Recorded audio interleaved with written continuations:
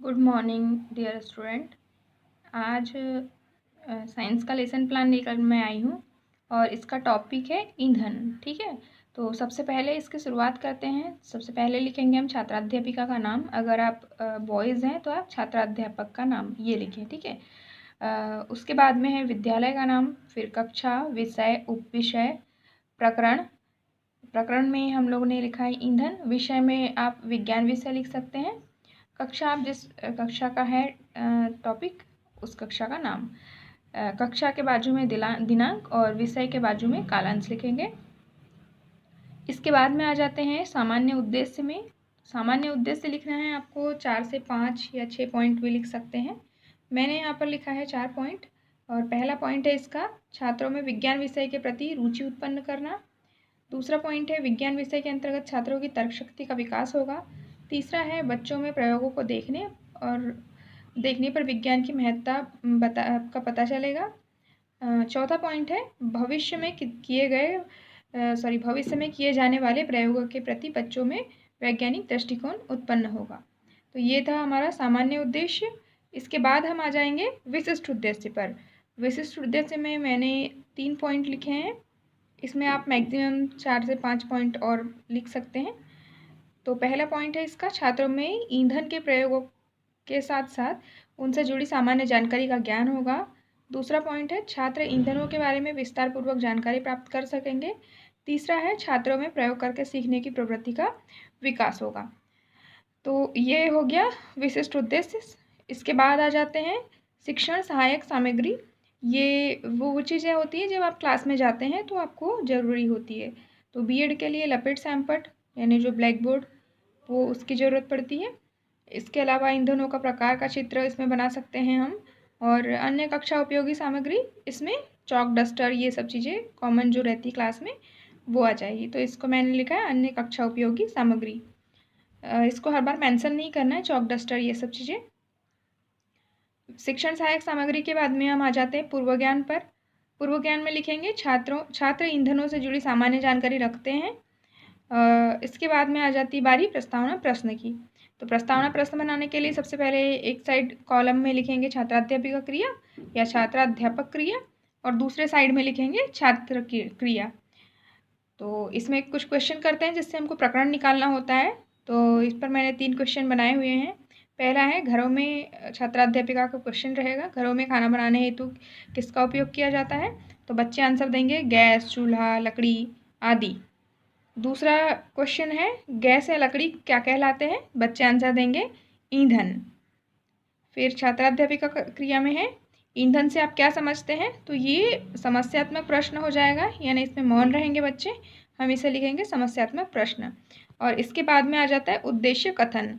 तो उद्देश्य कथन में हम लिखेंगे, बोलेंगे कि आज हम ईंधन के बारे में विस्तारपूर्वक अध्ययन करेंगे या विस्तृत अध्ययन करेंगे।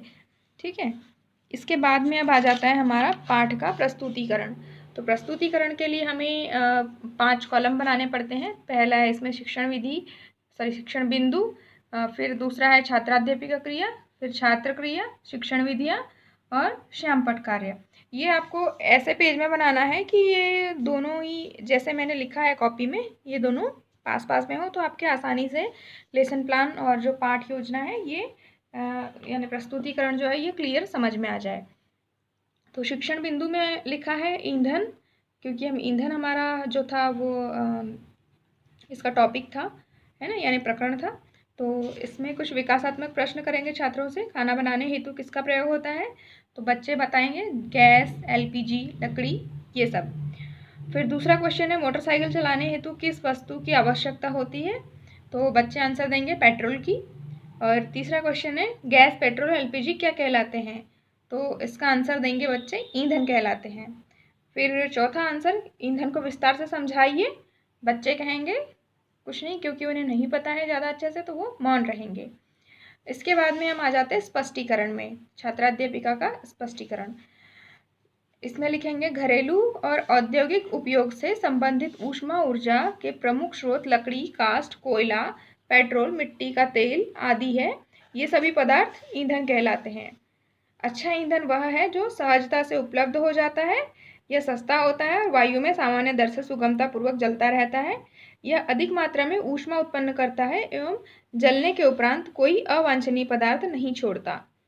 संभवतः ऐसा कोई ईंधन नहीं है जिसे आदर्श ईंधन कहा जाता हो।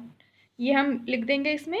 अब ये जो विधि थी हमारी, ये व्याख्यान विधि थी। तो जो अभी तक की सबसे पहले जहाँ पे हमने क्वेश्चन किए थे, तो इसको लिख देंगे हम शिक्षण विधिया में प्रश्नोत्तर विधि। उसके बाद हम एक्सप्लेन कर रहे हैं तो ये व्याख्यान विधि हो जाएगी। यहाँ पर भी व्याख्यान विधि हो जाएगी। यहाँ से अम्पट कार्य लिखना है तो आप ब्लैक बोर्ड, जो ब्लैक कलर का चार्ट पेपर है वो लगाएंगे और जो आपने इधर समझाया है उसको इधर शॉर्ट में लिख देंगे, जैसे हम ब्लैक बोर्ड पर समझा रहे हैं। इसके बाद में आ जाएगा ईंधन दक्षता। तो इसमें ईंधन के शिक्षण बिंदु में लिखेंगे ईंधन दक्षता। ठीक है, ये देख लीजिए। इसमें लिखेंगे ईंधन के 1 किलोग्राम के पूर्ण दहन से प्राप्त ऊष्मा ऊर्जा की मात्रा उसका ऊष्मीय मान कहलाती है। ईंधन के ऊष्मीय मान को 1 किलो जूल प्रति किलोग्राम यानी केजे पर केजी मात्रक द्वारा प्रदर्शित किया जाता है। ठीक है, इसके बाद में हम आगे फिर शिक्षण बिंदु में लिखेंगे ईंधन दहन से उत्पन्न हानिकारक उत्पाद के बारे में। इसमें कुछ क्वेश्चन रहेंगे। क्या आप जानते हैं कि लकड़ी या गोबर के उपलों को अधिक समय तक एक कमरे में जलाया जाए तो क्या होगा? तो बच्चे आंसर देंगे उस कमरे में श्वास लेना काफ़ी मुश्किल हो जाएगा। दूसरा क्वेश्चन रहेगा उस कमरे में सांस लेना मुश्किल क्यों हो जाएगा? तो इसका आंसर देंगे क्योंकि उसमें ऑक्सीजन की कमी होगी।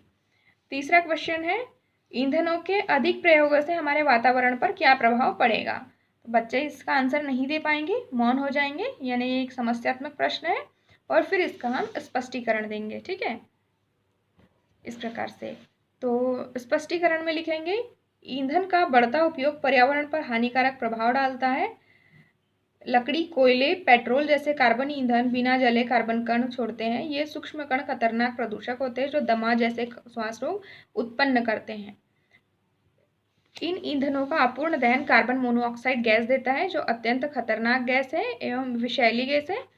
इसीलिए बंद कमरे में कोयला नहीं जलाना चाहिए क्योंकि इससे कार्बन मोनोऑक्साइड गैस निकलती है।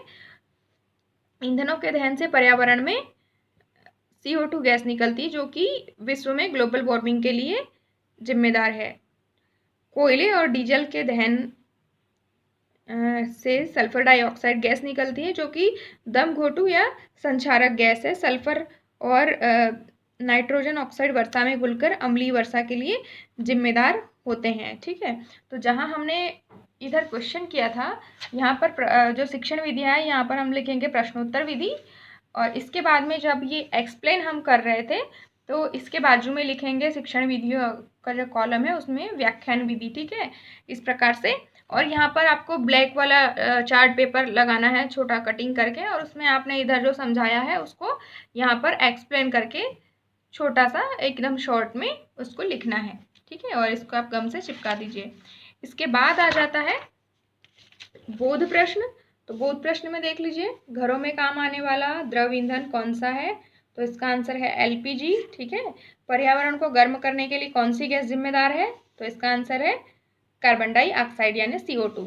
इसके बाद में आ जाएंगे मूल्यांकन प्रश्न पे। मूल्यांकन प्रश्न में है अम्लीय वर्षा के लिए जिम्मेदार गैस कौन सी है? तो इसका आंसर है सल्फर और नाइट्रोजन। दूसरा क्वेश्चन है डीजल क्या है? तो डीजल एक ईंधन है। गृह कार्य में हम एक क्वेश्चन दे देते हैं यहाँ पर ईंधनों के दहन से होने वाले दुष्प्रभाव की व्याख्या कीजिए। तो इसमें छात्राध्यापिका हस्ताक्षर रहेंगे, विषय शिक्षक रहेंगे और पर्यवेक्षक रहेंगे। ठीक है, तो ये था हमारा आज का लेसन प्लान। अगर आपको अच्छा लगे तो लाइक करें। Thank you.